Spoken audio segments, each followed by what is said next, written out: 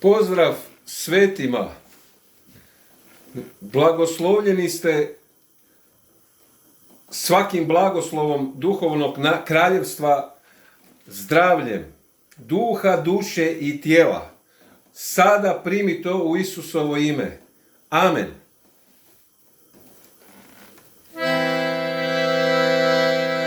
Tvoje nas rane iscijelile su. Hvala ti, Kriste, o Isuse. Tvoja nas je predragocjena. Krv sveta otkupila je. Tvoje rane ozlavile nas i krv tvoja otkupila je. Sve ja mogu tebi, Kriste, jer ti me snažiš, jačaš me. Ti si ovdje, hvala ti, slava i čast tebi pripada. Ti si s nama, nebo i glase. Ti si ovdje, Isuse. Nikakva neće se nesreća priključit šatoru moj. Večiti si, Kriste, u nama, njegova od ovoga svijeta.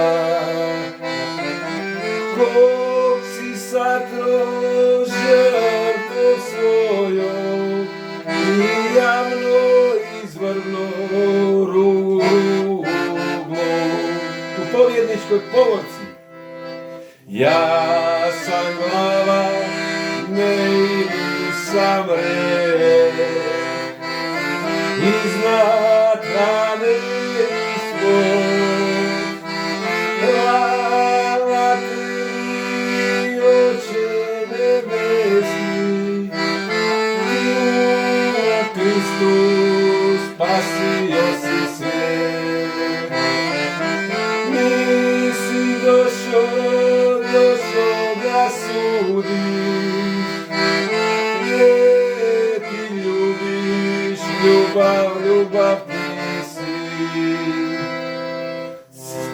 Hvala ti, Isuse, slava i časti. Ti si platio cijenu za nas, oprošteno se nam je. To tebi hvala, Isuse. Hvala tebi, oprošteno je.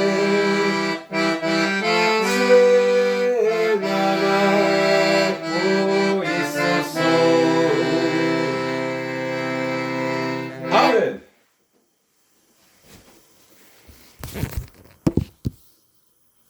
Isus te voli. I to ljubav, ta ljubav je bezuvjetna, beskrajna i vječna.